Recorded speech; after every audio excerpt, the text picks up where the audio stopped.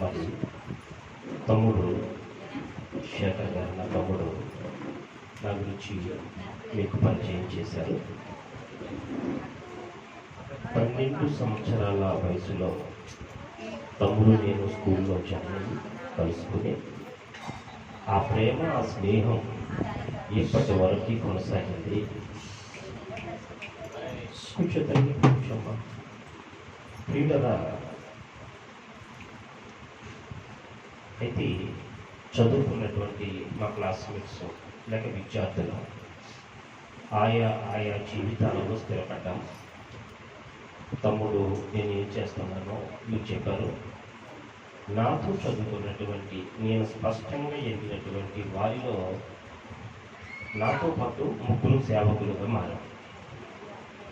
1 నా తమ్ముడు, 2 నేను,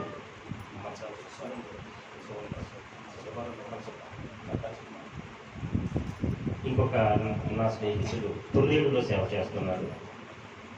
ప్రియులరా, ఇది గొప్ప భాగ్యం. అప్పుడు మేము ఊహించుకోలేదు, అప్పుడు మేము ఆలోచించలేదు. ఇప్పుడు అనుకుంటూ ఉంటాను, తమ్ముడు గురించి నా స్నేహితులు చెప్తూ ఉంటాను. నాతో చదువుకున్న వారిలో నా తమ్ముడు ఒక ఆయన శ్రీరంగపట్నంలో సేవ చేస్తున్నారని చెప్తూ ఉంటాను.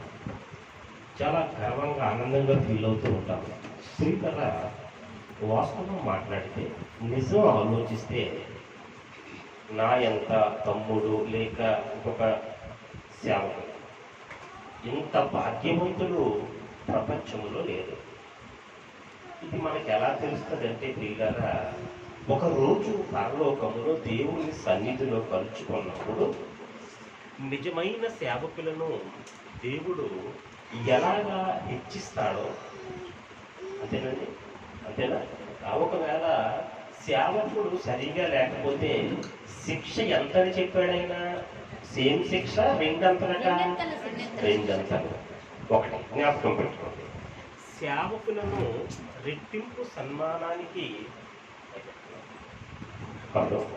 సేవకులను అనిపిస్తుందమ్మా.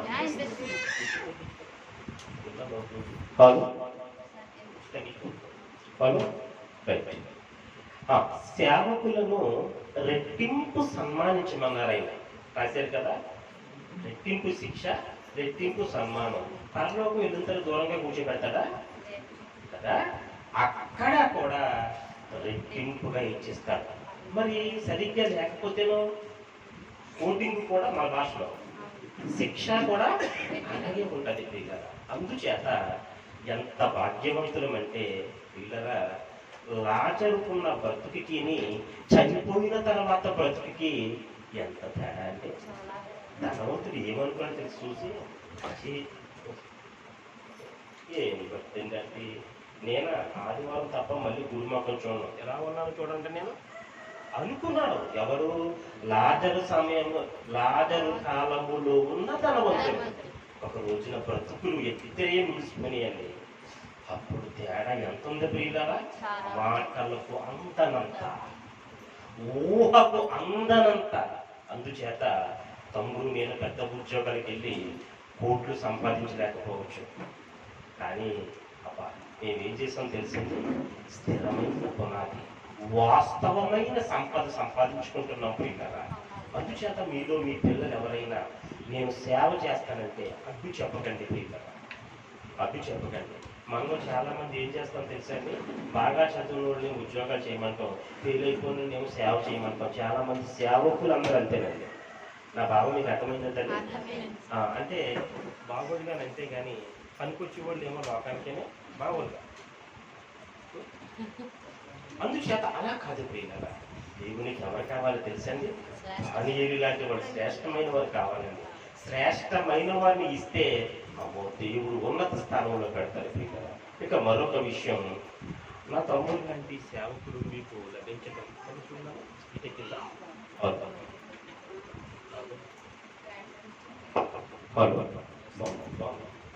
కింద పర్లేదు, ఇంకొకటి రెడీ చేయాలి ప్రియులారా. కూర్చో అన్న, పర్లేదు కూర్చో. తమ్ముని లాంటి సేవకులు మీకు ఉండటం ఎందుకని, నేను నా తమ్ముడు కదా, నా స్నేహితుడు కదా, ప్రభుత్వం కాదు ప్రియులారా. కొన్ని చోట్ల సేవకులను చూసినప్పుడు చాలా Praise the తెలివితేటలుగా Lord. గడుసు వారిగా ఉంటారు. Hallelujah. Hallelujah. Praise the Lord. Hello. Hello.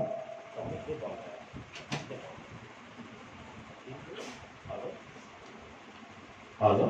Okay, sound అన్ని మిగతా మైట్లని తగ్గి. ప్రియులారా, మీరు అనుకోవచ్చు బాగా చెప్తున్నారు, ఇప్పుడు కనపడేది భాస్కర్ గారు అనుకోవచ్చు కదా. రైట్, నిజమే. సుమారుగా ఒక 10 సంవత్సరాల క్రితం అనుకుంటా హోల్ నైట్ ప్రార్థనకు వచ్చాను. మీకు ఏమైనా జ్ఞాపకం ఉందా? ఇక్కడికి శాంతివర్ధన్ నేను నవ్వుతూ అనుకోవచ్చు. అంటే అది సేవకుల మీటింగు మరియు హాల్ నైట్ ప్రార్థన అంటారు కదమ్మా. హాల్ నైట్ ప్రార్థనకు వచ్చాను, నాకు గుర్తుంది. రైట్, మంచిది. అయితే తమ్ముడు నేను ఎప్పుడు ఫోన్లో మాట్లాడుకుంటూ ఉంటాం, కలుసుకుంటూ ఉంటాం. పరిచర్య చేయడం వలన మేము కలుసుకుంటూ ఉంటాం ఎప్పటికప్పుడు, తమ్ముడు నేను. కానీ ఇప్పుడు అరుదుగా వచ్చానమాట. మరలా తమ్ముడు పిలిచారు, కలుసుకున్నాం. అందుకే తమ్ముడు నాకు బాగా తెలుసు. ఒక మాట చెప్పాలి తమ్ముడు కోసం. సేవకులు, ఇలాంటి సేవకుడు దొరకడం మీ అదృష్టం. ఎందుకంటానంటే ప్రియులరా, కల్మషం ఉండదు తమ్ముడికి. మీరు గమనించండి, మన భాషలో గడుస్తానమాట, చూసారా? దాన్ని ఏమంటారంటే గడుస్తాను మేము తిరిగితే అట్లా అవి లేవు. మరి మీరు నాకంటే అంటే చెప్పాలంటే నాకు దగ్గరగా మీరు ఉంటున్నారు, మీకు అర్థమైపోయింది వాటికి. అలాంటి సేవకులు దొరకటం ప్రియుగా కొంచెం అరుదండి. సేవకులు చాలా తిరుగుతారుగా ఉంటారు. అయినా ఒక మంచి సేవకుడిని తమ్ముడిని మీకు ఇచ్చారు. జాగ్రత్తగా మాట విని ఆయన సేవలో సహకరించి మీ సహకారంతో ముందుకు తీసుకెళ్ళండి ప్రియులారా. ప్రార్థన కూడా మీకు ఇలాగ సేవని దేవుడు ఆయన ద్వారా ముందుకు తీసుకెళ్తూ ఉంటారు. అలాగే ఆలయ నిర్మాణం కూడా జరగాలి కదా. మంచి స్థలాన్ని సంపాదించుకున్నారు. నేను చాలా ఆనందపడ్డాను తమ్ముడు. అంటే అప్పుడు నేను నైట్ రావడంలో ఇంత పెద్ద స్థలం అని నేను అనుకోలేదు. మీకు దేవుడు ఇచ్చాడు ప్రియులారా. ఆలయం గురించి కూడా ప్రార్థన చేయండి. తరువాత ఆలయం కట్టడం కూడా అవసరమైతే అంచెలంచెలుగా కట్టండి ప్రియులారా. మనం ఇప్పుడు కూడా మన లోకంలో ఏం చేస్తామంటే, లోక తెలివితేటల్లో యవనస్తులుగా ఉండగానే పిల్లల కొరకు అన్ని సంపాదించుకుంటాం. అలాగే వారు ఎదుగుతున్నారంటే జాగ్రత్త పడతాం. వారికి పెళ్లి చేయాలనుకున్నప్పుడు ఒక రూమ్ ఉండాలని ఇల్లు కడతాం. నిజమండి? ఎప్పుడు చూసుకోవచ్చు అనుకుంటామా? అనుకోము. అలాగే ప్రియులరా, దీని గురించి నా తమ్ముడు నేను ఆలయం చూడలేదు, అప్పుడు బాగుంది కట్టిన కొత్త అనుకుంటాం కదా, కొంచెం చూశాను. ఇంకా దీనిని బలపరుచుకోవాలి, అవసరమైతే బాగా కట్టండి ప్రియులరా. అది ఏ ఒక్క సేవకుల వల్ల అవుతుందమ్మా? అవుతుంది. రైట్. సొలొమోను గారు దేవాలయం కట్టినప్పుడు దావీదు గారు సంపాదించి ఇచ్చిందే కాకుండా ఇశ్రాయేలీయులందరూ కూడా శక్తి వంచన లేకుండా ఇచ్చారండి. అందుచేత ప్రియులారా, మరి మీరు పూర్వపరండి త్వరగానే ప్రయత్నించేయండి. రైట్. చిన్న ప్రార్థన చేసుకుని ప్రియులారా వాక్యంలోకి వెళ్ళిపోతాం. పరిశుద్ధుడమైన కన్న తండ్రి, ఘనమైన నీ నామమునకు వందనాలు.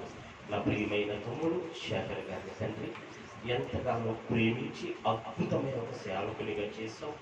చిన్నప్పుడు తనకున్న అమాయకత్వం, కోపాన్ని చూసినప్పుడు నా ఊహకు కూడా తమ్ముడు రాలేదు తండ్రి. అనగా ఇలా సేవకుడు అవుతాడనుకోలేదు, కానీ చేశావు, గొప్పగా చేశావు. నీకు వందనాలు. తమ్ముడు పరిచర్యను కూడా బలపరచండి. ఇప్పుడు నీ పిల్లలకు నీ వాక్యము అందించుచూ ఉండగా నన్ను బలపరచండి. నీ పిల్లలు కూడా నీ మాటలు విని శక్తిని ప్రసాదించు తండ్రి. యేసు నామములో అడిగి వేడుకొనుచు ఉన్నాను పరమ తండ్రి. ప్రియులరా, మీరు గమనించండి, ఏ తినేస్తాను అనుకోవద్దు. నేను గుర్తెచ్చుకొని తండ్రి, మధ్యాహ్నం మనం చక్కగా ఉండదమ్మా, మనం చక్కగా భోజనం. అలానే ఇబ్బంది ఏం పెట్టాలో దానికి తమ్ముడు టైం చెప్పాడు. ఈ టైంలోనే మంచి మాటలు విని ప్రియులారా మనం ముందుకు వెళ్ళిపోతాం. సపోదరా, ఇప్పుడు ఈ కాలంలో మనకి వాక్యము మనకి సమృద్ధిగా దొరుకుతుంది. అవునమ్మా? వాక్యము మనకి సమృద్ధి అంటే ఇంకా చెప్పనమ్మా, విరుగుగా దొరుకుతుంది. ఎందుకు? బాధాకరమైన విషయం ఏంటంటే ప్రియులరా, వాక్యము అలా దొరకటం వలన మనకి వాక్యం యొక్క విలువ సరిగా తెలియటం. నిజంగా చెప్తున్నాను, నిజంగా వాక్యం యొక్క విలువ తెలియటం లేదు. మరి వాక్యము విలువ తెలియటం లేదంటే వాక్యము విలువ లేదంటారా ప్రియులరా? చాలా విలువైంది. మనము ఎందుకంటే ఎక్కువగా ఏదైతే దొరుకుతుందో దానిని మనం విలువగా చూడాలి. మీకు అర్థం అవడం కోసం ఒక మాట చెప్తాను. ఏమండి, ఉప్పు ఖరీదు ఎక్కువ, బంగారం ఖరీదు ఎక్కువ? చాలా ఖరీదు కదా. రైట్, బాగుందండి. మరి ఉప్పు లేకుండా ఏమి తినగలము చెప్తాను. ఏమీ తినగలము. కాబట్టి ఉప్పు చాలా చౌక. నూనె కంటే, పంచదార కంటే, కారం కంటే, చాలా వాటికంటే చౌకైనటువంటిదే ఉప్పు.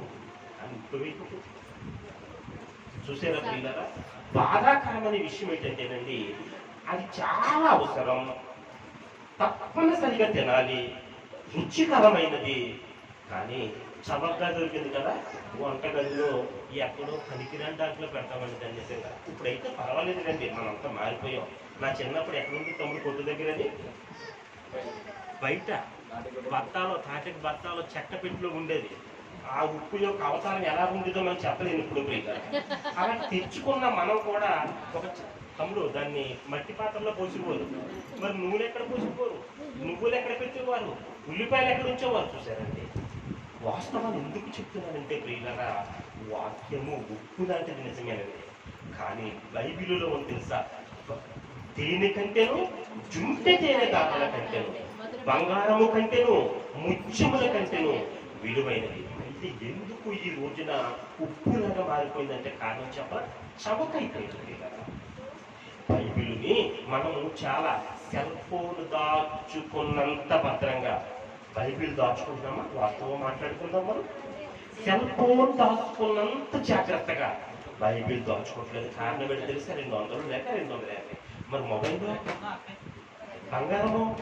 కాబట్టి పిల్లల వాక్యం యొక్క విలువ ఇప్పుడు కొంచెం సేపు వాక్యం యొక్క విలువ తెలుసుకుని అప్పుడు మరి ఒక అంశంలో కూడా వెళదాం. ప్రియులారా, వాక్యము ఎంత గొప్పదని మనకి తెలియకపోవడానికి కారణం చెప్పాను కదా, విలువగా మనకే దొరకడం. ఎందుకని ఇక్కడ అయ్యగారు చెప్తారు, ఇంటికి వెళ్తాం, టీవీ ఆన్ చేయండి, ఓ మంచి వాక్యం వస్తుంది. మొబైల్ ఆన్ చేయండి, ఓకే. చూసారా, ఎక్కడ పడితే అక్కడ వాక్యం ఉంది కదా, దాని విలువ మనకి తెలియలేదు ప్రియులారా. కానీ ఇదే వాక్యము ఒక రోజున ఏమైపోతుంది ఎప్పుడైనా ఆలోచించారా ప్రియులారా? ఆ మాట చూద్దామమ్మా, ఒకసారి చూద్దాం. ఆమోసు గ్రంథం చూద్దాం ప్రియులారా. ఇదే వాక్యము ఒక రోజు ఏమైపోతుందో చూద్దాం మనం.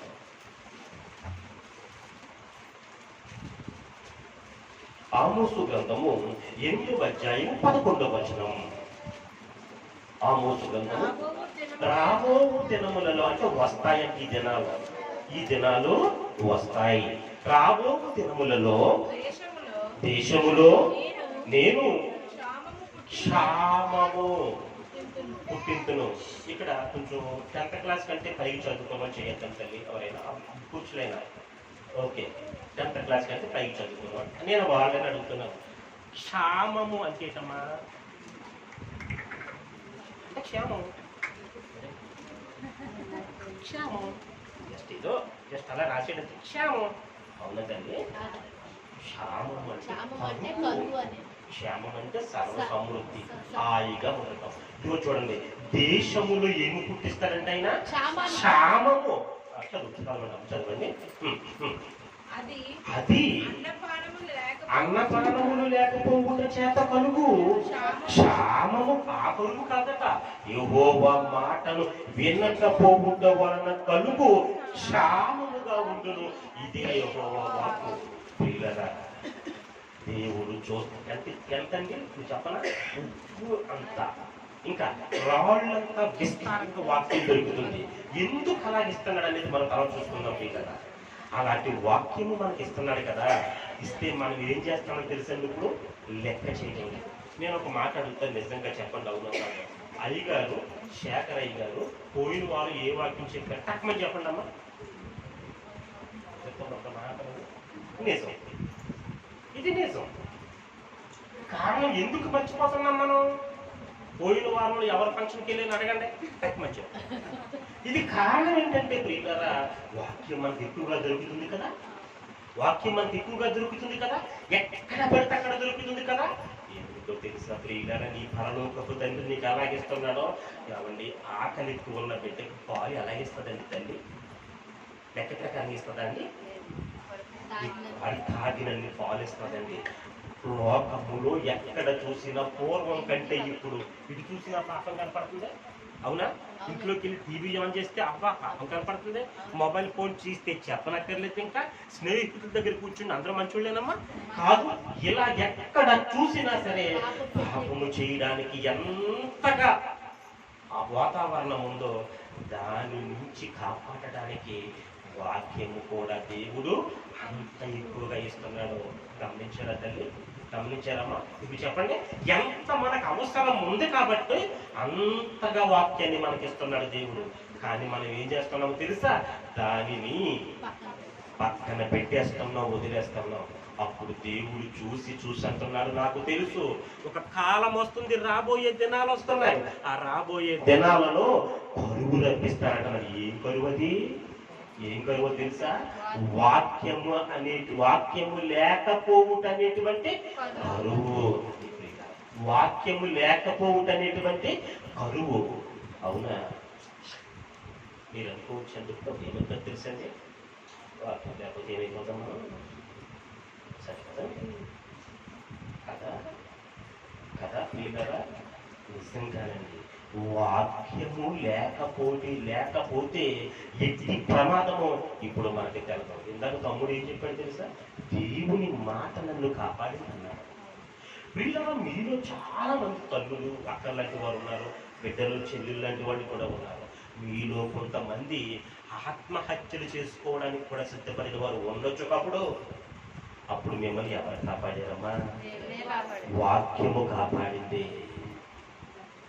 అంటున్నారు. ఆయన రాబోయే కాలంలో మీరు ఏం చేస్తారో తెలుసా? వాక్యము దొరకక మీరు కంటిన్యూ చేయిన తర్వాత ప్రపంచంలో ఈ మూల నుంచి ఆ మూలకి వెళ్తారట, ఆ మూల నుంచి ఈ మూలకి వెళ్తారట. దేనికోసం? దొరుకుతుందమ్మా? దొరకదా? కరోనా మందు కోసం ఎలా తిరిగిస్తాము? కరోనా మందు కోసం బాగా విన్నామా? ఏమండి ఒక్క 100 కోట్లు ఇస్తానండి. లేదండి, ఏం లేదు, మందు లేదు. ఏమండి ఒక 1000 కోట్లు ఇస్తానండి, ఆక్సిజన్ కావాలండి. లేదండి. డబ్బుందా? ఉంది. మరి ఆక్సిజన్ లేదండి. మరి ఇప్పుడు ఎలా వస్తుంది చెప్పండి ఆక్సిజన్?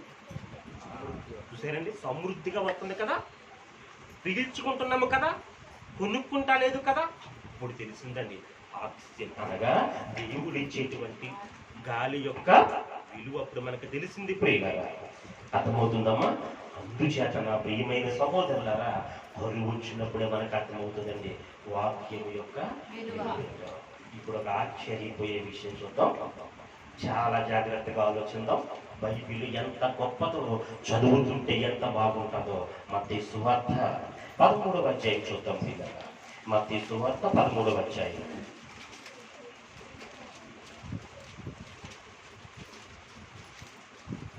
మత్తయి సువార్త 13వ అధ్యాయం చూద్దాం. మత్తయి సువార్త 13వ అధ్యాయము 19వ వచనం చూద్దాం. 18 నుంచి అవును. విత్తువానిని కూర్చిన ఉపమాన భావము వినుడి. ఎవడైనను రాజ్యమును కూర్చిన వాక్యము వినియు గ్రహింపకయుండగా దుష్టుడు వచ్చి వాని హృదయములో నుండి ఎత్తబడిన వాక్యమును ఎత్తుకొని పోయినగా. అమ్మ, మీరు బైబిల్ చాలాసార్లు చదువుతూ ఉంటారు. ఈ వాక్యమును కూడా చాలాసార్లు చదివారు. ఏమండి, దుష్టుడికి వాక్యం అంటే ఇష్టం ఉంటుందా? ఇష్టం ఉండదా? మీరు చెప్పండి అమ్మా. ఒక్కొక్కసారి నాతో మాట్లాడండి, నాతో కూడా మాట్లాడండి. నేను ఇలాగే వాక్యం చెప్తాను పిల్లరా. అప్పుడప్పుడు చివరిలో ఉన్న ఊరిని కూడా అడుగుతూ ఉంటాను, ఇలాంటి తీసుకొచ్చి పెట్టుకుంటాము అనకంటే ఖచ్చితంగా నేను అవతల పిల్లరా. చెప్పండి అమ్మా. మీరు అనేక సార్లు వాక్యం చదువుతూ ఉంటారు కదా. చదువుతూ ఉన్నప్పుడు ఈ భావాన్ని కూడా మీరు చాలా చదివారమ్మా.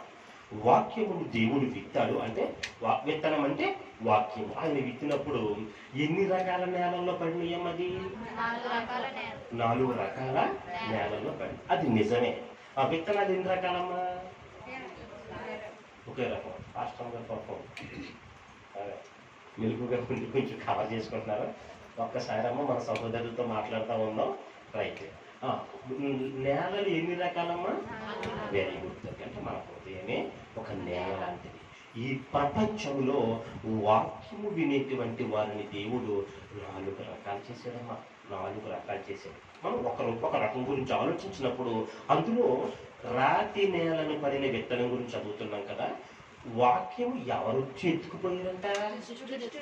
ఆడికి ఎందుకు అది ఇష్టం ఉండదు కదా. ఆలోచించారు. ఆడికి ఇష్టం ఉండదు కదరా. ఇష్టం ఉండే కదా మనం వచ్చాం ఇక్కడికి. ఆదివారం ఒక రకంగా విశ్రాంతి తీసుకోకుండా రెస్ట్ తీసుకో మనం వచ్చాం కదా. మరి ఆడెత్తుకుపోవడం వాక్యం ఆడికి ఏంటంటే ఎందుకు కావాలడికి? ఎందుకు కావాలో అర్థం అవడం కోసం ఒకటి చెప్తాను పిల్లగా.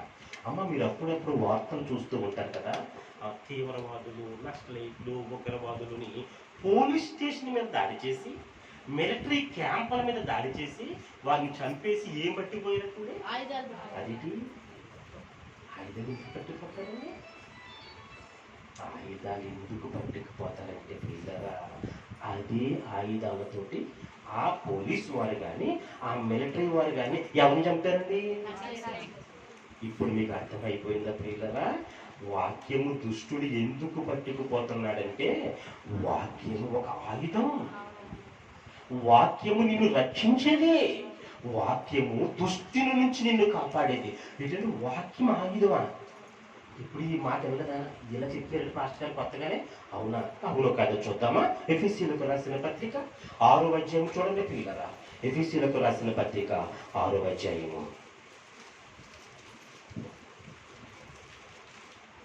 6వ అధ్యాయం చూద్దాం పిల్లరా. 17వ వచనం. మరియు రక్షణయను శిరస్త్రానమును దేవుని వాక్యమును. అమ్మ, ఖడ్గం అంటే ఇది మామూలు మన భాషలో ఖడ్గం అంటే కత్తి. యుద్ధానికి వెళ్ళేవారు అప్పుడు, ఇప్పుడైతే మనం గమనించుకు వెళ్తాం. Very good. అప్పుడు ఏం పట్టుకుని వెళ్ళేవారండి? కత్తి. ఇప్పుడు వాక్యం అంటే ఏంటట? చూసారా, మనకు తెలిసిందా ఇప్పుడు దాకా? ఎంతో ఆలోచించుకుంటూ వెళ్ళిపోయాం మనం. నో, ఇప్పుడు వాక్యం అనేటువంటి ఖడ్గం, ఆత్మ ఖడ్గం. అది ఎవరి చేతుల్లో ఉంటుంది? మన చేతుల్లో ఉంటుంది. అందుచేత ఏం చేస్తున్నాడంటే ఫస్ట్ వాడు రైట్. ఆదివారం ప్రయాణం అవుతాం. ఎందుకు చెప్తున్నాను, మీరు ఏమనుకుంటామా అంటే నన్ను కూడా కలుపుకుంటాను దాంట్లో. అబ్బా, అప్పుడే వచ్చేసింది చెప్పరా బాబా ఆదివారం అనుకున్నాం.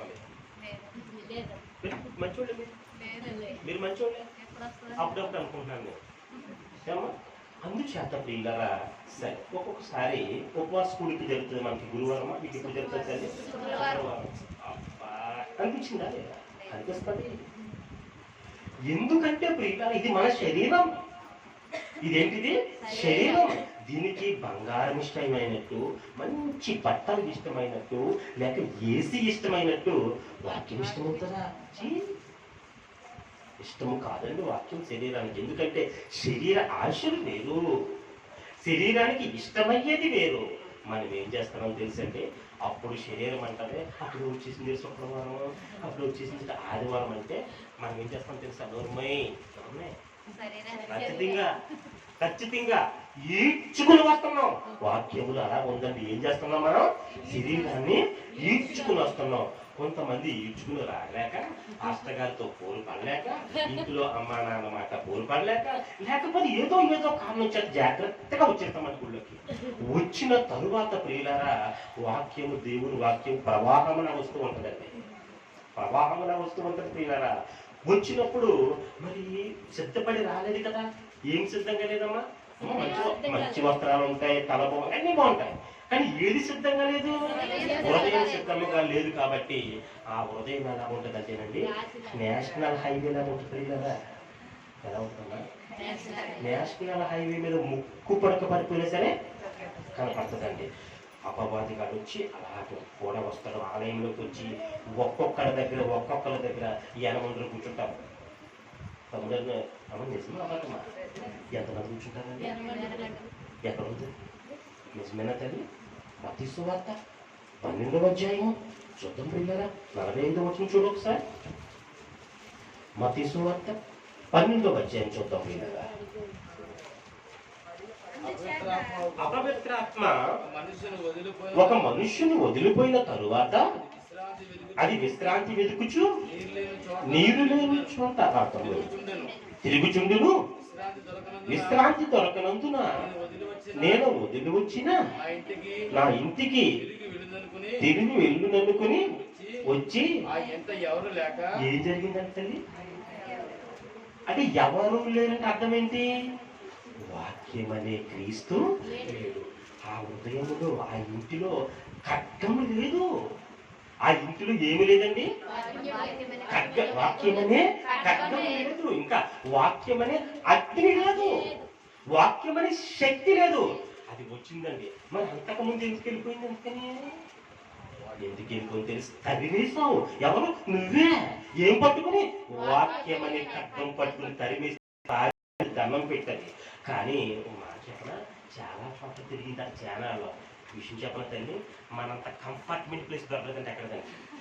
ఎలాగా ఎలాగ ఎలాగ ఎలాగండి ఎలాగండి ఎలాగా అవును అవును కదా. మళ్ళీ ఎందుకు వచ్చింది బాబు తమ్ముడని? నీ ఎంత సౌకర్యంగా ఎక్కడ లేదండి దానికి. ఎవరంత సౌకర్యంగా కానీ ఏం చేసిందంటే మళ్ళీ ఒక్కసారి అసలు అసలు నాకు ఏది మరి ఎందుకు తిరిగి దొరకలేదు తెలిసేదానికి ఆల్రెడీ ప్లేస్లన్నీ ఫీల్ అయిపోయి ఉన్నాయండి. ప్లేస్లన్నీ కూడా ఫీల్ అయిపోయి ఉన్నాయి. ఎవరి హృదయం చూసినా గెంటె తానెత్తలేదు అనుకుని ఎక్కడ చూడ నాకు కంఫర్ట్గా లేదు. ఒక్కసారి నేను వదిలి వచ్చిన అన్నట్టు అక్కడ నేను వదిలి వచ్చిన ఇంటికి వెళదామని వచ్చేటప్పుడు చదువు బాబు ఏంటట ఎవరిదండి ఆడిదా సరే ఎలా మాట్లాడాడు? నా ఇంటికి వెళ్ళుది అనుకుని వచ్చి ముందు దూరంగా చూసిపోతాము. ఎలాగో తెలుసా? అబ్బా వాడి అనుకూలంగా ఉందటండి. ఊడ్చి మరి ఊడ్చి ఎవరికి అనుకూలంగా?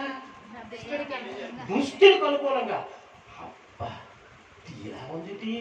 అమ్మో పంచేద్దాం. నేను ఒంటరిగా వెళ్ళేనా? ఇంతకు ముందు నన్ను తరిమేసాడు చూసావా? ఎవరు? ఇల్లు ఇల్లు తరిమేసింది కదా నన్ను. నా బలం సరిపోతని వెళ్ళి తనకంటే ఇది చెడ్డ తాగండి. వీడి చెట్ట ఈ దయ్యం వీడి చెడ్డ ఇది ఆల్రెడీ చెడ్డోడు కదా.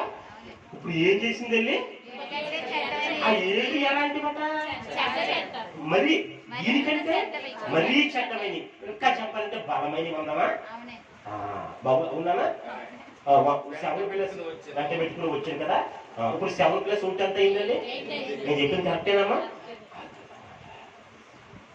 అది ప్రియులరా వస్తుందండి. వచ్చినప్పుడు అండి ప్రియులరా అపవాది ఏం చేస్తాడంటే ఎప్పుడైతే వాక్యము మనం పంపించాలని దైవజనుడు చెబుతూ ఉంటాడో, వాక్యం అందించాలని అప్పుడప్పుడు వచ్చిన నాలాంటి దైవజనులు లేదంటే అనేక మంది దైవజనులు వాక్యము చల్లుతూ ఉంటే ఏం చేయాలో తెలుసా మనం ప్రియులారా? గాబరాగా ఏమండి రైతులు కష్టపడేది బడ్డు మీద వస్తారని 1 గంట 2 గంటలకండి భోజనం ఎలా తింటారో తెలుసామా? పనిలోకి వెళ్ళేది ఎప్పుడన్నా మీరు? నేను వెళ్ళానండి. పనిలోకి వెళ్ళానమ్మా. కొట్టు మీద కూర్చొని ఎలా ఉంటుందండి ఆకలే? ఉప్పు ఉందా లేదా? కూర ఎలాగది చూడమా? ఎక్కువ తినేస్తామండి. వాక్యమును ఎవరైతే ప్రియులారా దావీదు అంటాడండి, నాయన నీ వాక్యము నాకు దొరుకుతుంటేనే విస్తారమైన దోపుడు సొమ్ము. ఎలాగటండి? దోపుడు అంటే వజ్రాలు ఉంటాయి దాంట్లో, బంగారం ఉంటుంది దాంట్లో, వెండి ఉంటుంది దాంట్లో, అలాగ బాగా దాచేసుకున్నాను అంటున్నాడండి దావీదు. ఏం తక్కువైందండి దావీదుకి?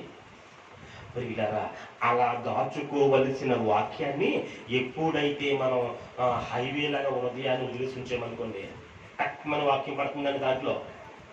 అక్కడ ఎవరు పంచుకుంటున్నారు? అక్కడ బాబోయ్ చూసావా? AK-47 లాంటి వాక్యం వచ్చేసింది అక్కడి నుంచి. ఇది కానీ ఈ హృదయంలో ఉంటే నన్ను బతకనవాడు టక్కుమని తీసుకుంటాడు దాన్ని. ప్రియులారా గమనించారమ్మా? దుష్టుడు ఎందుకు ఎత్తుకుపోతున్నాడు ప్రియులారా? అది నీలో నాలో ఉంటే ఏమవుతుందండి? ఎవరికి ప్రమాదం? ఎందుకంటే ఆ ఖడ్గంతో లేక ఆ తుపాకీతో, ఆ వాక్యం అనే ఆయుధంతో వాళ్ళు బతకనిస్తామా మనం? అక్కడ ఉండిస్తామా మనం? ఉండలేకపోప్పుడు ఇలా అందుకే ఎప్పటికప్పుడు ఖాళీ చేసేస్తున్నాడు వాడు. ఇలా అర్థమవుతుందమ్మా? ఒక మాట చెప్పినప్పుడు ఇలా వాక్యము మన హృదయములో పడకుండా ఉన్నా సరే మనం కొంతకాలం చాలా బాగుంటాం. ఎలా ఉంటుంటాం లేదు? అప్పుడు ఏమనుకుంటా తెలుసా? ఏం చెప్పిన వాస్తవాలు మాట్లాడుతున్నాను నేను. సపోజ్ మీరు ఏమనుకుంటున్నామా, మిమ్మల్ని ఇద్దరిని అడ్జస్ట్ అంటున్నాను. ఈ బిడ్డ వాక్యం సరిగా పెట్టలేదు అనుకున్నాం కాసేపు, బాగా పెట్టుకుంది, వెరీ గుడ్, ఆవిడ వింటుంది, విందో అనుకున్నాం. అన్ని కష్టాలే, ఇబ్బందులే, చేయము కలిగినట్లే ఆత్మనుపాదనే. దేవుడు అంటే మనకి తెలుసా? ఒకసారి ప్రార్థన చేస్తాను నేను, తక్కువ మెత్తగా అమ్మా. ఒక వాస్తవం చెప్పాలంటే దిగరా, కష్టాలు తప్పికుంటుంది కాబట్టి నీకంటే బలవంతురాలన్నమాట, నీకంటే శక్తివంతురాలన్నమాట. అందుచేతనే నీ కష్టాలు వస్తున్నాయి. ఆయన ఏమనుకుంటున్నాడు, అసలు ఊడిపోతే సిదిపోయే ముక్కులాగా ఉంది కదా అని ఏ కష్టం పెట్టకుండా ఇంకా మంచి మాటలు విని ఎలాగట. దాని అర్థం ఏంటో తెలుసా? నాయన తోట మరి ఏమన్నాడండి, అయ్యా అయ్యా ఈ సంవత్సరం మట్టుకైనా ఉండే మళ్ళీ బలం చేస్తాను, ఇంకా బాగా తవ్వుతాను, ఇంకా నీరు పెడతాను. ఆ లిస్టులో ఉందనే సంగతి సరి తేదండి ఆమెకి. ఈవిడ ఏ లిస్టులో ఉంది? తల్లి నువ్వు కదా మామూలుగా అంటున్నానమ్మా. నేను ఏ లిస్టులో ఉందండి, ఏ లిస్టులో ఉన్నారన్నా? కానీ పక్కోళ్ళు చూసి ఏమనుకుంటారండి? ఒక విషయం తెలుసా, అప్పుడు కొంతమంది పాటలు రెగ్యులర్గా రారండి, రెగ్యులర్గా రారు. రెగ్యులర్ అంటే క్రమం తప్పకుండా రారండి. రాకుండా ప్రతి ఆదివారం రాదు, రాకుండా బాగా నెలలో చూసి కనుక ప్రతి వారం వెళ్ళిపోతాయి కనుక ఏదో నీకు అన్ని కష్టాలే అంటే అర్థం ఏంటండి. నేను నిజంగా వెళ్ళాను కానీ ఎంత బాగుండొచ్చు. కానీ నిజమేంటో తెలుసా, నువ్వు 15 రాలువని, నీకు శక్తి లేదని, ఇంకా చెప్పాలంటే పునాది లేదని నిన్ను బాగా చూస్తున్నాడు దేవుడు. నిజం చెప్పాలంటే వీళ్ళరా తల్లిదండ్రులకు 2 బిడ్డలు ఉన్నారనుకోండి, ఎవడైతే చెడిపోతున్నాడో వీక్గా ఉంటాడో ఈ ప్రేమ దాని మీద ఉంటుంది. వీడంటాడో ఎప్పుడైనా ఒక్క మేక పిల్ల నిత్యం కోసుకుంటారో నీకు అడుగుతాడు పెద్దోడు. కానీ తల్లిదండ్రుల ప్రేమ ఎవరి మీద ఉంటుంది? బలహీనుడి మీద, వీడు త్వరగా పాడైపోతాడు బాబు అనుకున్న వాడి మీద ఉంటుంది. ప్రియులరా మనం బాగున్నాం కదా, వాక్యం వినకపోయినా బాగున్నాం, ప్రార్థన చేసుకోకపోయినా బాగున్నాం, ఎలాగుంటున్నా సరే బాగున్నాం అనుకున్నాం అనుకోండి, కుదరదు ప్రియులరా, కుదరదండి.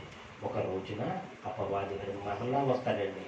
వచ్చినప్పుడు మన పరిస్థితి, దాని ముగింపులు ఏముంది బాబు, వాడి పరిస్థితి మన ఇంతకు మత్తయి సువార్తలో అతని పరిస్థితి ఎలా ఉంటుందట, మొదటి స్థితి కంటే మరీ చక్కగా ఉంది ప్రియులారా. అందుచేత అవునమ్మా, ఆ మనుషుని కడపటి స్థితి మొదటి స్థితి కంటే మరీ చక్కగా ఉన్న. అవునా అవునా?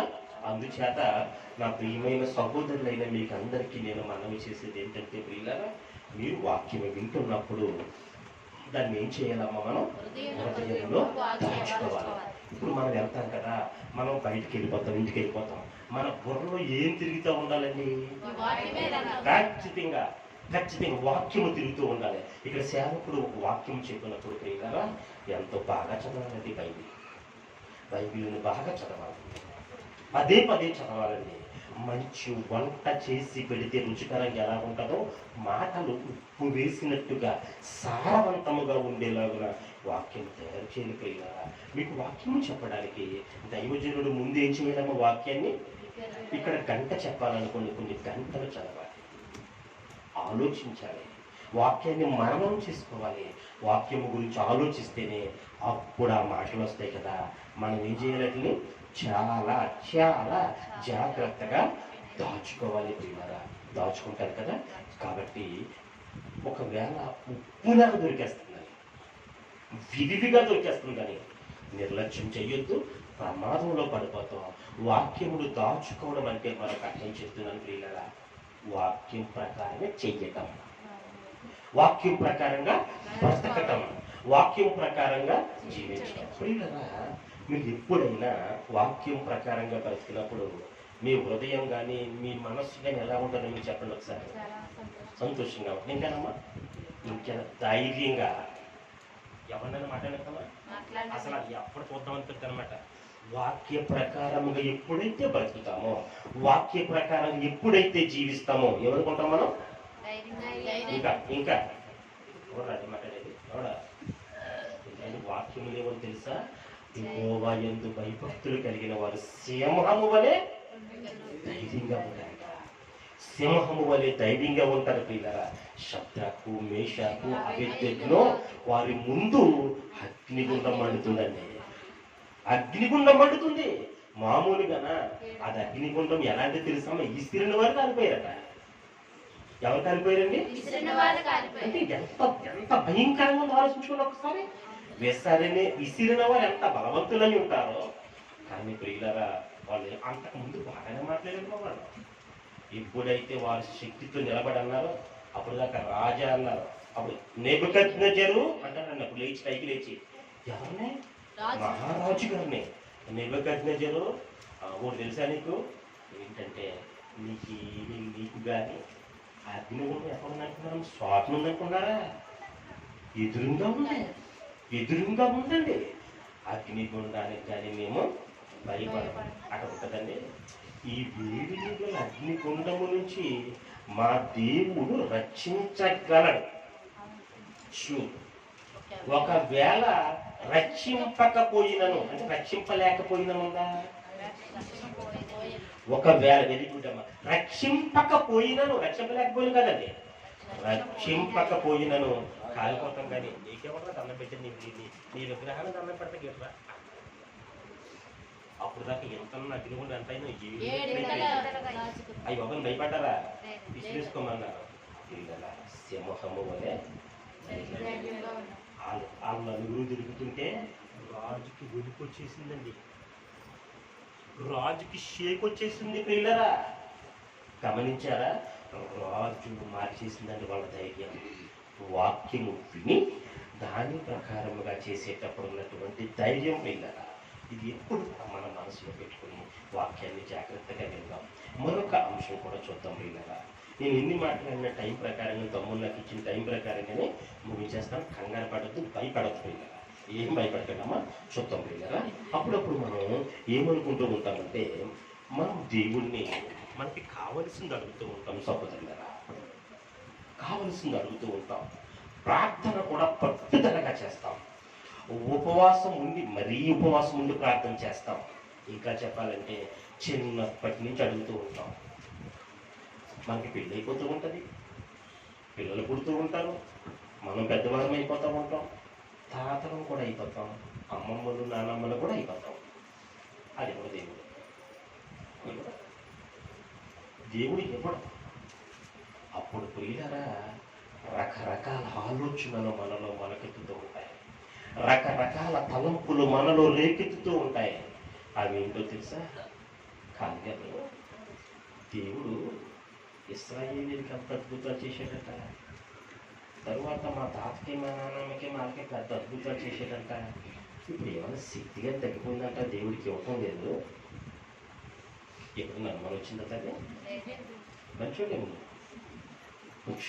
మా ఊళ్ళో పడుతుంది. రైట్, మీరు నిజమే మాట్లాడుతున్నారు పిల్లరా. రాకపోతే మీరు తగ్గినట్టే. మీరు మంచి విశ్వాసాలంతా అర్థం పిల్లరా. మరొక్కసారి ఏమంటారు తెలుసా? నాకు భక్తులు అంటే తేడా వచ్చిందా అనిపిస్తుందండి. మధ్యలో గారు ప్రార్థన సరిగ్గా చేయటం లేదా నేను అనిపిస్తుందండి. మరి కొంతకాలానికి ఏమవుతుందో తెలుసా అండి? దేవుడు లేడి ఎవడు లేడి వెళ్ళిపోతాను దానికి. నిజం ప్రియులరా, ఎన్నో జరిగినాయండి ఇలా. మరి ఇలా జరగడానికి కారణం ఏమిటి? మనకి ఎక్కడైనా దేవుడు చెప్పాడా? అసలు చెప్పాడా లేదా? నేను ఎందుకు ఆలస్యం చేస్తున్నానో, అసలు ఎందుకు ఇవ్వటం లేదో ఎక్కడైనా దేవుడు చెప్పాడా? ఒకసారి పిల్లలు పరిశీలిద్దాం. ఎక్కడ చెప్పాడో దేవుడు, ఎక్కడ చెప్పాడు ఆలోచిద్దాం. లూకా సువార్త 18వ అధ్యాయం చూద్దాం పిల్లరా. లూకా సువార్త 18వ అధ్యాయం చూద్దాం. మొదటి నుంచి త్వరగా. వారు విసుగక నిత్యము ప్రార్థన చేయుచుండవలెనని. కొంచెం గట్టిగానే మాట్లాడుతున్నాను కదా, పర్లేదు వినిపిస్తుందమ్మా. ఉందరా? ఓకే తమ్ముడు. అమ్మ నేను కొంచెం గట్టిగానే మాట్లాడుతున్నాను, మీరు కూడా కొంచెం శ్రద్ధగా వినండి. రైట్. వారు విసుకక నిత్యము ప్రార్థన చేయుచుండవలెనని అనుటకు ఆయన వారితో ఈ ఉపమానము చెప్పెను. దేవునికి భయపడకయు మనుషులను లక్ష్య పెట్టకయు ఉండు ఒక న్యాయాధిపతి ఒక పట్టణములో ఉన్నాడట. అమ్మ ఒకసారి అయితేనే ఒక జడ్జిగా ఉన్నారంటండి. ఒక జడ్జిగా ఒక పట్టణంలో అతనికి ఉన్న లక్షణాలు ఏంటని తెలుసండి? అబ్బా, ఒక్కటి కూడా ఉండవలసిన లక్షణాలు లేదు. జడ్జి గారికి ఉండవలసిన లక్షణం ఒక్కటి వీడికి లేదండి. ఇది దేవునికి భయపడ్డట, మనుషులను లక్ష్య పెట్టట, దేవునికి భయపడ్డ అన్యాయస్తుడే. ఎవరమ్మా? అన్యాయస్తుడు. ఇలాంటి వాడు జడ్జిగా ఉన్నాడు, న్యాయాధిపతిగా ఉన్నాడు. అక్కడికి ఎవరు వెళ్ళారండి? ఒక విధవరాలు వెళ్ళిందండి. ఆమె దగ్గర డబ్బులు వెళ్ళిపోతాయమ్మా? ఏమీ ఉండదండి. ఆమె తరపు ఎవరైనా రికమెండ్ చేస్తారా? చెయ్యరు. ఆమె తరపు ఎవరైనా మాట్లాడతారా? మాట్లాడరు. ఆమె వెళ్ళి అయ్యా నాకు న్యాయం తీర్చవయ్యా అని అడిగేదండి. అమ్మా ఎందుకు వచ్చావు అని కూడా ముగ్గురుగా మాట్లాడతాము. ముగ్గురుగా మాట్లాడతారా? అయిపోరారా? అయ్యా ఎలాగండి, సరే 10 రోజులు బేగరా అనేవాడు. వెళ్ళిపోయిందండి.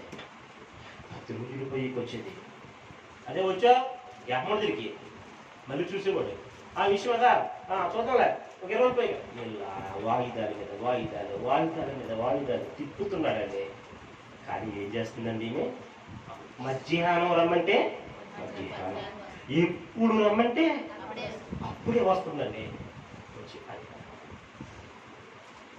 కానీ కఠినాత్ముడైన వీడికి ఒక రోజు ఏం జరిగిందండి? ఈవిడ చాలాసార్లు వచ్చింది కదా, కనీసం నేను ఇప్పుడు ఆలోచించలేకపోయాను. వెయిట్ అమ్మా, ఇలాగా వీటిని సమస్య ఏంటమ్మా? అయ్యన్న సమస్య వెంటనే పరిష్కారం చేసేసాడు, న్యాయం చేసేసాడు. వెళ్ళిపోమన్నాడు. న్యాయం జరిగిందండి. న్యాయం జరిగింది. ఇప్పుడు దేవుడు ఈ ఉపమానంలో ఏమి చెబుతున్నాడో చూడండి. 6వ వచనం. మరియు ప్రభు విట్లనెను అన్యాయస్తుడైన ఆ న్యాయాధిపతి చెప్పిన మాట వినుడి. అంటే ఏం చెప్పాడు అతను? ఏమనుకున్నాడో 4వ వచనం. అతడు కొంతకాలము పనిచేద్దాం. 5 చదువుతామ్మా, 5 చదువుతాను. ఈ విధవరాలు నన్ను తొందర పెట్టుచున్నది కనుక ఆమె మాటి మాటికి వచ్చి ఈ మాట చూడండి. ఏంటండి అంటే ఎలా గడుగుతుంది? ఏమండి మీకే నా గొడవ చేశారు అలా అడుగుతుందా? ఎలా గడుగుతుందా? సరే ఏమయ్యా అసలు మీకు అసలు ఏమన్నా ఎన్నిసార్లు తిప్పించుకుంటావు? ఎవరి దగ్గర అంటున్నావు అన్నదండి. ఇలా ఎక్కడా మాట్లాడలేదండి. అయ్యా అయ్యా రేపు సాయంకాలం వస్తాను బాబయ్య. గోజాడింది కదా. ఇలాగ మనం ప్రార్థన చేసామమ్మా. ఎప్పుడైనా ప్రార్థన చేసామా? ఎంతగా ప్రార్థన చేసామో మనం అంటున్నాడు ఆయన. అన్యాయస్తుడైన బాగా ఆ మాట మీరు క్యాచ్ చేయాలమ్మా. ఎవరంటే ఫస్ట్ దేవుడికి భయపడతాం. మనుషులంటే లెక్క లేదు. అంటే పాప భీతి లేదానికి ఏ భీతి కూడా లేదు. రెండవది ఏంటట? అన్యాయస్తుడు. అంటే పేరేంటి బాబు? న్యాయాధిపతి. పేరేంటి? న్యాయము తీర్చేవారు. చేసేదంతా ఏంటి? అన్యాయం. అలాంటి వాడు మనసు మారిందా? మనసు మారి పట్టున్నాడు. ఈమె మాటికి వచ్చి భోజాడకుండినట్లు నేను ఆమెకు న్యాయం తీర్చేస్తాను అన్నాడు కదా. తనలో తాను అంటున్నాడు. అయినా అంటున్నాడు. చూడండి ఒకసారి. ఇప్పుడు మనం 7వ వచనం చదువుతాం. దేవుడు తాను ఏర్పరచుకున్న వారు దివారాత్రులు తన్ను కూర్చి మర్ర పెట్టుకుని ఉండగా వారికి న్యాయము తీర్చడా? మరి తీర్చున్నాడా? మనకి ఇచ్చేసాడు. ఎందుకు ఇచ్చడం? మనకు మాట్లాడితే బాగున్నాయి, చాలా బాగుంది. ఆయన ఏమంటాడు చూస్తారా? ఏమంటాడంటే ఆయన నా పిల్లలారా అలాగ గోజాడితే అంటే ప్రార్థిస్తే బ్రతిమాలుకుంటే కఠినాత్ముడు అన్యాయస్తుడైన వాడి మనసే మారిపోయింది కదా. బాగా వింటున్నారా తల్లి? అమ్మ వింటున్నారా? నన్న చివరన్న బాబు వింటున్నావా? మళ్ళీ చెప్తున్నాను. అసలు మారుతాడా వాడు? చాలా చాలా తేడా కదా, నెక్స్ట్ కదా. అలాంటి వాడి మనసే మారిపోతే ఇప్పుడు ఆయన అంటున్నాడు, కరుణామయుణ్ణి, న్యాయాధిపతిని, జీవాధిపతిని, పైగా నిన్ను కన్న తండ్రిని మరి నేనివ్వనా, నేను చెయ్యనా? గమనిస్తున్నారండి? మరి చెప్తున్నానమ్మా, దుర్మార్గుడి మనసే, అన్యాయస్తుడి మనసే, అన్యాయస్తుడి హృదయమే ఒక విధవరాలు ప్రార్థన చేసి గోజాడితే మారిపోతే నేనెవరినంటే న్యాయాధిపతిని, ఎంతో దీర్ఘశాంతము కలిగిన వాడిని, కరుణావాత్సల్యములు కలిగిన వాడిని, పైగా లేని వాడిని కాదు, శ్రీమంతుణ్ణి, సర్వశక్తిమంతుణ్ణి, సర్వ సమృద్ధి కలిగిన వాడిని. మరి నేను ఇచ్చేస్తాను కదా, వాడికంటే తొందరగా ఇస్తాను కదా అని అంటున్నాడు. ఇస్తాను కదా అని కంటిన్యూ చేద్దాం. ఇస్తాను కదా అని 8వ వచనం, ఆయన వారికి త్వరగా న్యాయము తీర్చును. ఎవరికంటేను తల్లి? అన్యాయస్తుడి కంటే ముందుగా నేను న్యాయం తీరుస్తాను కదా. మరి తీర్చకుండా అంటున్నాడు. తీర్చకుండా అంటే అడిగింది ఇవ్వకుండా, కన్నీటి ప్రార్థన చేసినా సరే అడిగింది ఇవ్వకుండా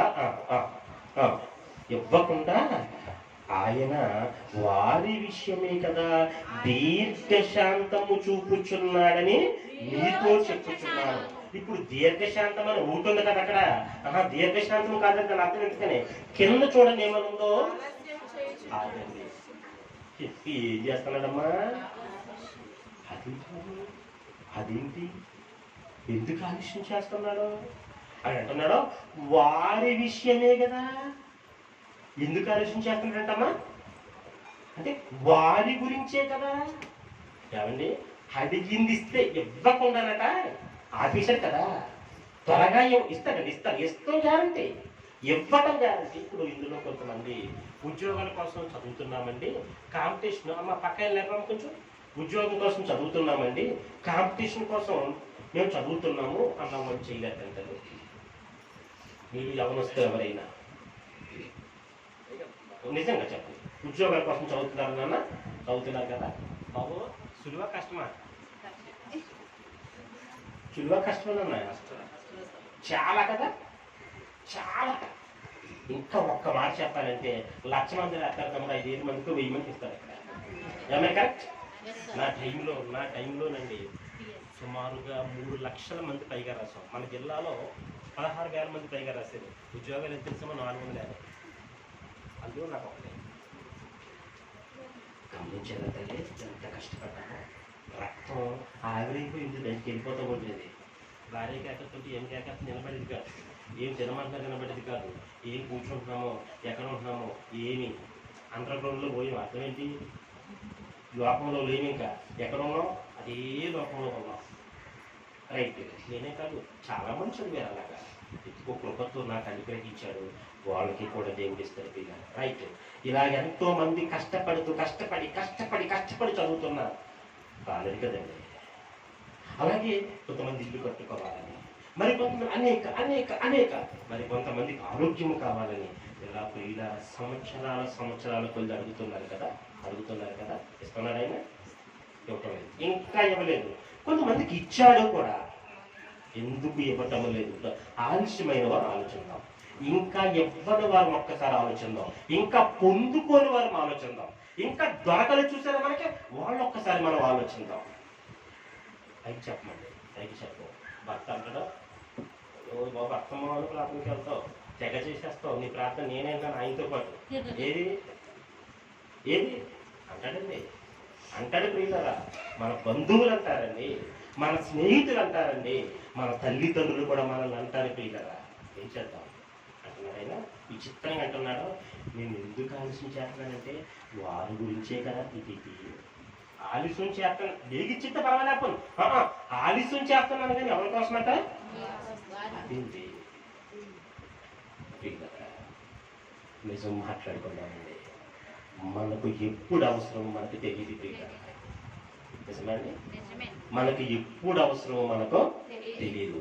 మనం తెలియక ఏం చేస్తామంటే నాయన ఇచ్చే. మా మనవడు అంటాడండి, మా మనవడు పక్కలేని కొనమన్నాడండి. మొన్న ఏం కొనాలట? అదే జెసిబి అది కొనాలట. సరే బాగా కారు కొనమంటే ఏది చూస్తే ఉన్నాయి తెచ్చి ఏం చేయాలి నడిపేస్తాను. నిజమండి, సరే అగ్గి పెట్టకుండా అయితే చూసారా పిల్ల మరి బ్లేడ్ అడుగుతున్నాడు. నేను సేవింగ్ చేసుకుంటాను నాకు ఈ అన్నాడు వచ్చి చెప్పమ్మా. ఇది ప్రియులారా నిజం చెప్తున్నానండి.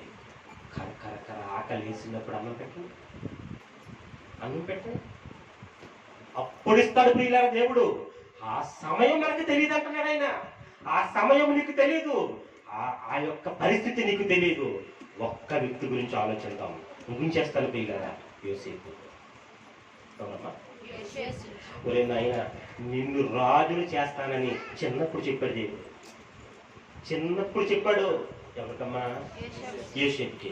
యోసేపుకి వచ్చిన సంబరం అంతా ఇంత కాదు. అన్నయ్య దగ్గరికి వెళ్ళాడు. అన్నయ్యలారా ఏంటో తెలుసా, నాకు కళ వచ్చింది, దేవుడు విషయం చెప్పాడు, మీరు అందరూ వచ్చి నాకు నమస్కారం చేస్తారా త్వరగా అన్నాడు. రైట్. మళ్ళీ ఇంకో కళ వచ్చింది. మీరే కాదు అమ్మా నాన్న కూడా నాకు వచ్చి నమస్కారం పెడతారట.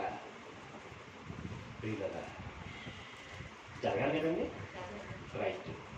ఎదురు చూస్తున్నాడో ఎలా జరుగుతుందని ఆ చూస్తున్నాడు. ఎప్పుడు ఇస్తాడని ఈయన చూస్తున్నాడో ఎలా జరుగుతుందని అతను చూస్తున్నాడు. అన్నదమ్ములు చూస్తున్నారు. ప్రియుల ప్రయాణం జరుగుతుంది.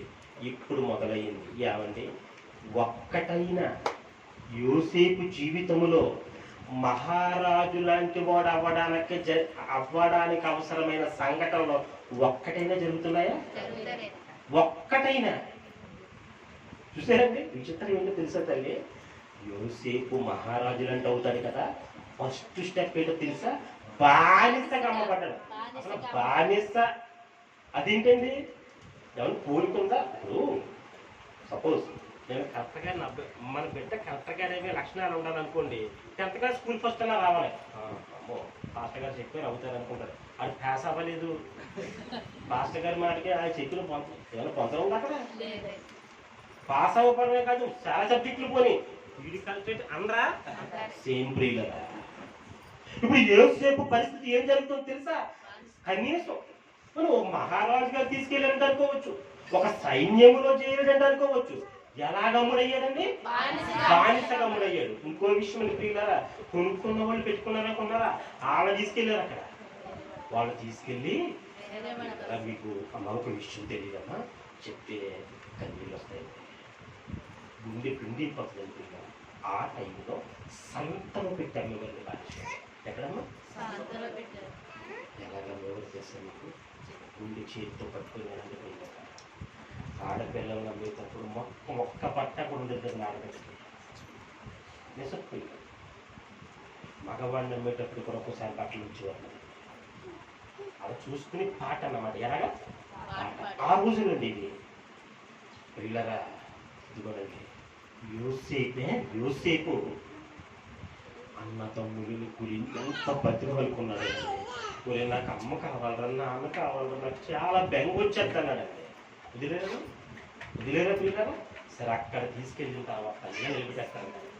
ఇక్కడ సంతలో గమనించాలి, బానిసలను అమ్మే సంత ఉంటుందండి. ఇలా కట్టేసి పెట్టారు. సుమారుగా 17, 12 ఆ వయసు అండి. అమ్మ గ్యాప్ వస్తుంది, నాన్న గ్యాప్ వస్తున్నారు. నాకేటి 11 మంది అన్నదమ్ములు అనుకున్నారు. ఇప్పుడు ఎక్కడున్నారండి? ఇప్పుడు ఎవరో తెలియదు, అమ్మ లేదు, నాన్న లేదు, ఎవరో తెలియదు, ఏటో తెలియదు. దేవుడు చెప్పింది ఏంటండి? నాయన ఓ మహారాజు దానికి దీనికి అసలు కనీసం చెప్ప ఛాయ, కనీసం పోలిక, ఏమన్నా సిగ్నల్ లేదు పిల్లల అనుకుంటున్నాడు. ఏంటి తండ్రి నువ్వు చెప్పింది ఏంటి? నేనేం చేశానంటే చెప్పింది నువ్వు కదా, ఖచ్చితంగా జరుగుతుందని చెప్పేస్తాను అందరికీ. నేను అటువంటి తను చెప్పింది ఎవరమ్మా? దేవుడు. పోయి ఎవరో చెప్తే నేను చెప్పకపోతే బయటికి వెళ్ళి చెప్పింది నువ్వు కదా, మాట ఇచ్చింది నువ్వు కదా, వాగ్దానం చేసింది నువ్వు కదా అని నేను చెప్పేసాను ఆయన. అసలు ఏంటి నేను ఇక్కడికి ఇలా నుంచున్నానంటే, సరే ప్రియుల మారుగారం కూడా ముడిపడింది నాకు. సరే అక్కడ మాత్రం ఎక్కడికి వెళ్ళినా సరే ఏం వదలలేదండి, చెప్పండి తల్లి, దేవుణ్ణి వదలలేదు ప్రియుల, దేవుణ్ణి వదలలేదు. మరి దేవుడు ఏం చేస్తున్నాడు, ముందు అన్నదమ్ములు కొట్టేసి గుర్రు తెరిచారు కదా, అప్పుడు దేవుడు ఏం చేస్తున్నాడంటే అలా వచ్చి చూస్తున్నాడు. ఇది చాలాసార్లు చదివిన అర్థం, కూలి దగ్గరికి వచ్చి దేవుడు చూసినట్టు ఎక్కడమే చాలాసార్లు చదివిన అర్థం. చూద్దాం తల్లి, కీర్తనల గ్రంథం 105వ కీర్తన 19వ వచనం చూడండి తల్లి. 105వ కీర్తన. అతడు చెప్పిన సంగతి నెరవేరు వరకు. వాక్ అంటే దేవుడు తమ్ముడు ఎవరన్నా, యెహోవా వాక్కు అతనిని పరిశోధించుచున్నాడు. అర్థం ఏంటండి, కనిపెడుతుంది అనమాట. అలాగే ఏం చేస్తాడో చూద్దామండి, ఏం చేస్తాడో చూద్దాం. గోతులు తోసేసినప్పుడు ఏం చేస్తాడు, మారు భారానికి అమ్మేసి సంతలో నిలబెట్టారండి. ఎక్కడ సంతలో బానిసగా అమ్ముడవడానికి ఆలయంలో వచ్చి బేరమాడుతున్నారండి. ఎవరిని 20 తులాలు కొనేసారు ఇతన్ని. 40 కట్టగా అమ్ముతారేమో, 40 అంటున్నారు. వచ్చే కుదరదు 38 అక్కడ. ఇది ఎవరో, ఇతను ఎవరో ఒక మహా ధనవంతుడు కొడుకండి, యాకోబు కొడుకండి. ఎవరో యాకోబు గారు కొడుకండి, ధనవంతుడి కొడుకు, ఇశ్రాయేలీయుడు. కానీ ఈ రోజున సంతలో పశువులాగా బేరమాడుతున్నారండి. అప్పుడు కూడా హృదయం ఏమవుతుందండి, కురిగిపోతుంది. అలాగే చూస్తున్నాడండి ఎవరు, దేవుడు పరిశీలిస్తున్నాడు. ఇప్పుడు వదలలేదైనా సరే. అక్కడికి వెళ్ళిన తర్వాత మంచిగా బ్రతికాడు. ఎవరి ద్వారా బ్రతికాడు, దేవుడి గురించి. అమ్మో, ఇప్పుడు ఒక విచిత్రమైన పరిస్థితి వచ్చిందండి బాబు. యజమానుని భార్య ఇప్పుడు వచ్చి బలవంతం చేయబోతుందండి. ఇప్పుడు మరలా దేవుడు చూస్తున్నాడో లేదో ఇప్పుడు ఆదికాండంలో చూస్తాం. ఎందుకు ఎక్కడ చూసాం మనం, కీర్తనలో చూసాం. ఇప్పుడు దేవుడు ఏం చేస్తాడన్నాను నేను, అలా ఇప్పుడు మరలా దేవుడు అలా చూస్తున్నాడు. ఎక్కడ చూద్దాం, ఆదికాండం చూద్దాం. 39వ అధ్యాయం చూడండి అమ్మా. ఆదికాండము. అటు తరువాత అగేరుగుడ్డమ్మ అతని 39వ అధ్యాయం ఎన్నో వచ్చింది తల్లి, 39 7 అమ్మా. 39 మనం కొంచెం ఆ తేజమాని కొంచెం ముందుకు వెళ్ళిపోదామమ్మా, ముందుకు వెళ్ళిపోతాం. 9వ వచనం చదువుతామా.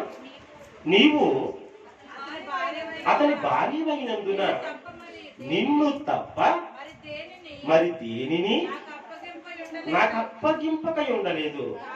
కాబట్టి నేను ఎట్లు ఇంత ఘోరమైన దుష్కార్యము చేసి.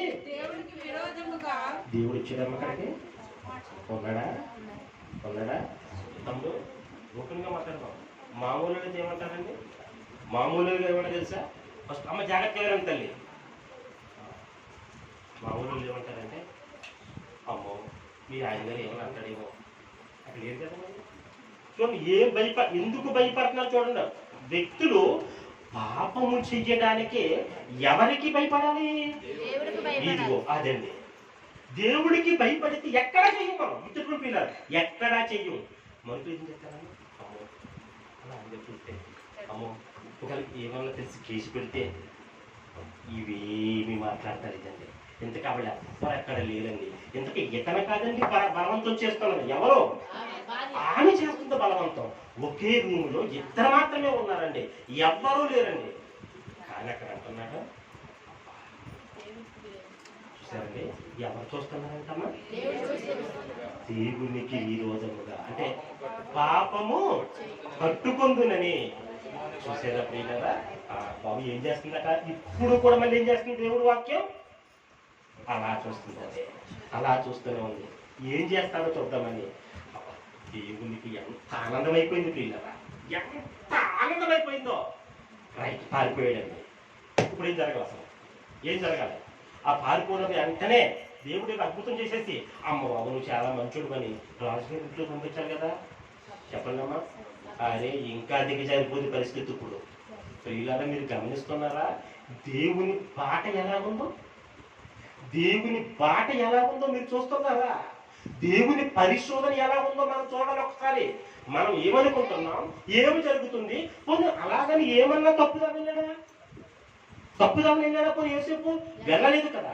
వెళ్ళకపోతే మంచి జరగాలి, మంచి జరగాలి అంటే మేలు జరగాలి, మేలు జరగాలి. ఇంకా చెప్పాలంటే దేవుడు చిన్నప్పుడు చెప్పింది దొరకకుండా జైల్లో పడ్డది, జైల్లో పడ్డదండి. అప్పుడు ఏమనిపిస్తుంది అంటే దేవుడు అసలు ఏం చెప్పాడు, నేను ఎలాగున్నానో, అసలు ఇప్పుడు నేను ఎటువంటి మంచి పని చేశాను, నేను మంచి పని చేసినందుకు శభాషు బిడ్డ అని చిన్నప్పుడు చెప్పిందన్నా చెయ్యాలి, నా బతుకన్నా మార్చాలి. ఇప్పుడు ఎక్కడ తీసుకెళ్ళాడు? యోసేపు ఏమీ కూడా దేవుని మార్గం తప్పలేదండి. పిల్లలు గమనించడం, విశ్వాసాన్ని విడిచిపెట్టలేదు. ఎవరమ్మా ఎవరమ్మా? యోసేపు విశ్వాసాన్ని విడిచిపెట్టలేదు. ఇంకా చెప్పనండి, బలవంతుడైపోయాడు. ఇంకా బలవంతుడైపోతా ఉండేవాడండి, ఇంకా గొప్పవాడైపోతా ఉండేవాడండి. ఇంకా దేవుని ఆత్మ ఇంకా వచ్చేసిందండి ఆయన మీదకే. సరే ప్రియుల, రైట్, కనిపెట్టాడు. ఒక రోజున ఇద్దరికి మేలు చేశాడు. ఆ తర్వాత మీరు జరగాలి కదా, వాళ్ళు ఏది మర్చిపోయింది. ఇంతకీ ప్రియులరా, ఈ లాంగ్ టైం పడుతుంది కదా, ఇంత సమయం పడుతుంది కదా, ఎందుకండి? ఎందుకో తెలుసమ్మా, ఎందుకో తెలుసా? దేవుడు ఇస్తానన్నది చిన్నది కాదా, మట్టిపెట్టి కాదు, ప్లాస్టిక్ కుర్చీ కదండి ఆయన ఇస్తానన్నది, సింహాసనం. ఓకే తండ్రి, ఏంటన్నది? సింహాసనం. ఐగుప్తు దేశానికి అప్పటికి ప్రపంచంలోనే బలమైన సామ్రాజ్యం, అది బలమైన నాగరికత గల దేశం అది. అలాంటి దేశానికి రాజును చేస్తానన్నాడు. వీడిలో ఎంత విశ్వాసం ఉందని అలాగే చూస్తుందండి. అప్పటికి 40 దాదాపు. అప్పటికి వయసు ఎంతమ్మా? దాదాపుగా 40 సంవత్సరాల వయసు వచ్చింది. బాబు, ఎవరైనా 40 సంవత్సరాలు పెళ్లి కాగుతారా మనలోని? అమ్మ నాన్న చేయకపోతే మనం చూసుకుంటాం, అవునా? అవునా బాబు? యోసేపు అలా కంగారు పడలేదు పిల్లరా, అలా కంగారు పడలేదండి. నిలబడిపోయి పిల్లరా ఓర్చుకున్నాడండి. దేవుని వాక్యం పరిశీలిస్తుంది. యోసేపు ఓర్చుకుంటున్నాడు, కనిపెడుతున్నాడు. చాలా ఆలస్యం అవుతుంది. ఒక రోజున టైం వచ్చేసిందండి. ఒక్క సెకండ్ కూడా దేవుడు ఆగలేదండి. దేవుడికి ఎంత ఉబలాటంగా తెలుసమ్మా. దేవుడికి ఉబలాటంగా అంటే అర్థమేంటండి? ఎంత ఆత్మతగా తెలుసా? ఇప్పుడు ఇవ్వాలని ఉంది. రైట్, అన్ని పాస్ అయిపోయాడు. ఇచ్చే సమయం వచ్చింది. ఇప్పుడు ఎవరు అడ్డుకునేది? ఎవరు ఆగేది? ఎవరు మనల్ని అడ్డుకునేది? దేవుడు ఎత్తుంటే ఎప్పుడైనా అడ్డుకుంటాడమ్మా? ఎవరికైనా సాధ్యమని చేశాడు. పోయి కదా ఐగుప్తీలటండి, అక్కడ ఉంటారు, మీరు రిలేట్ అయిపోతుంది. ఐగుప్తు రాజు అంటాడండి. యోసేపు, ఇలా చూడు, జాగ్రత్తగా విను. నీ సెలవు లేకుండా, ఈ ఐగుప్తులో ఉన్నటువంటి ఎవడైనా సరే కాలు ఎత్తకూడదు, కాలు కదపకూడదు, చెయ్యి కదపకూడదు. ఇంత దారుణమా? ఇప్పుడు నేను అంటాను పోతీఫర్ భార్య కనపడింది అనుకోండి, ఏమవుతుంది? మీకు అర్థం కాలేదండి. మోసం చేసింది కదండి, లేనిపోయిన అబద్ధం ఆడింది కదండి. మరి ఆ పోతీఫర్ ఏంటి చెప్పండి? కనపడింది అనుకోండి, ఏమక్కర్లేదు, అలా చూస్తారు సార్ మనిషి అంక. ఇప్పుడు ఫరో రథం మీద, 2వ రథం మీద ఉన్నాడు. ఫరో యొక్క రథం మీద ఉన్నాడు. ఇప్పుడు ఆమె మాట విని జైలు ఇచ్చాడు కదా భర్త, అతని పరిస్థితి ఏంటి ఇప్పుడు? ఆలోచించారా? శత్రువుల ఎదుట భోజనం. ఎక్కడ భోజనమా? ఇదే వాక్యం, ఇదే శత్రువుల ఎదుట భోజనం కోసం. మళ్ళీ ఎప్పుడైనా సరే తమ్ముడు అనుకుంటే ఇదేం కూడా రా బాబు అనుకుంటున్నాడు. ఓకే, మళ్ళీ ఎప్పుడైనా తమ్ముడు అవకాశం ఇస్తే మరలా వస్తే వీళ్ళరా, మరలా తిందాం వీళ్ళరా. ఆలస్యమైనప్పుడు వీళ్ళరా ఎంత బాగుందండి. శత్రువులు ఎదుట భోజనం, నూనెతో తల అంటటం. వీళ్ళరా మాట ఇచ్చిన వాడు దేవుడు, మార్పు లేని వాడైనా తన ఇచ్చిన మాట. అవునమ్మా, యోసేపు నమ్మిన మాట నెరవేరే వరకు యోసేపు కనిపెడుతూ ఉంటే వాక్యమైన దేవుడు ఏం చేస్తున్నాడండి? అలా చూస్తున్నాడు, పరిశోధిస్తున్నాడు. అప్పుడు జనరల్గా ఏమనిపిస్తుంది? దేవుడు లేడు, ఏమీ లేడు, ఆయన ఉంటే నా బతుకు ఎలాగా వచ్చిందిరా అనుకుంటాం. కానీ ఆయన ఎంతో సమీపంగా ఉన్నాడు. వీళ్ళు కష్టాలు ఉన్నప్పుడు సమీపంగా ఉంటాడు, తెలియక చాలా దూరంగా ఉన్నాడు అనుకుంటాము. నమ్ముతాం పిల్లగా, వాక్యాన్ని ప్రేమిద్దాం, దేవుడి మాటలు విందాం, ఆలస్యమైన కనిపెడదాం, ప్రార్థన చేసుకుందాం. పరిశుద్ధుడమైన కన్న తండ్రి, ఘనమైన నీ నామములకు వందనాలు. నా తమ్ముడు తండ్రి ఎంతో సేవ చేస్తున్నాడు తండ్రి. నాయన ఇలా అనుకోకుండా అద్భుతమైన సమయం ఇచ్చి తమ్ముడు నేను కలుసుకోవడానికి సహాయం చేశాను. నా దేవా, నా తండ్రి, తమ్ముడు సేవను తమ్ముడిని బలపరచండి, పరిచర్యలను ఇంకా విస్తరింపచేయండి. అదేవిధంగా తండ్రి, వాక్యము నీ పిల్లలు విన్నారు నాయన, మంచి నేలను పడిన విత్తనము వలె వాక్యము వారి హృదయాలలో, నా హృదయాలలో, విని వారందరి హృదయాలలో ఫలించినట్లు సహాయం చేయండి. మీ మాటను ప్రేమించి జాగ్రత్తగా దాచుకున్నట్టు సహాయం చేయండి. అపవాది ఎత్తుకుపోకుండా కాపాడుకునే కృపని బిడ్డలకు దయచేయండి. అంతేకాదు తండ్రి, మేము అడిగింది ఆలస్యమైనా లేట్ అయినా కనిపెట్టి నీ దగ్గర నుంచి పొందుకునే విశ్వాసం, ఓర్పు మాకందరికీ దయచేయండి. వాక్యం వినిన నీ పిల్లలను మిక్కిలిగా దీవించి ఆశీర్వదించండి. పర సంబంధమైన ప్రతి దీవెనాశీర్వాదములతో నింపండి. వారిని, వారి కుటుంబాలను నీ కృపలో భద్రపరిచి కాపాడండి. అలాగే తండ్రి, ఆలయానికి చుట్టుపక్కల ఉన్నటువంటి నీ పిల్లలను, గ్రామస్తులను, అదేవిధంగా ఎంతమందిని వాక్యం వింటున్నారో అందరినీ, ఈ గ్రామంలో ఉన్న మా బంధువులను, మా స్నేహితులను, ఈ ప్రజలందరినీ కూడా దీవించి ఆశీర్వదించదండి. ఆయుర ఆరోగ్యములతో నింపునైనా వారి పాడి పశువులను, వారి పంటలను, వారి బిడ్డలను, వారి కుటుంబాలను దీవించి ఆశీర్వదించి కాపాడుతండి. క్షేమముతో ఈ గ్రామమును నింపునైనా నీవే సమస్త మహిమ, ఘనత, ప్రభావములు పొందండి. నీ చిత్తమైతే మరొక్కసారి కలుసుకుని నీ మాటలు వినే భాగ్యమును అనుగ్రహించు తండ్రి. యేసు నామములో అడిగి వేడుకొంచు ఉన్నాను పరమ తండ్రి, ఆమేన్. అందరికీ వందనాలు. నా సన్మానానికే మహనీయ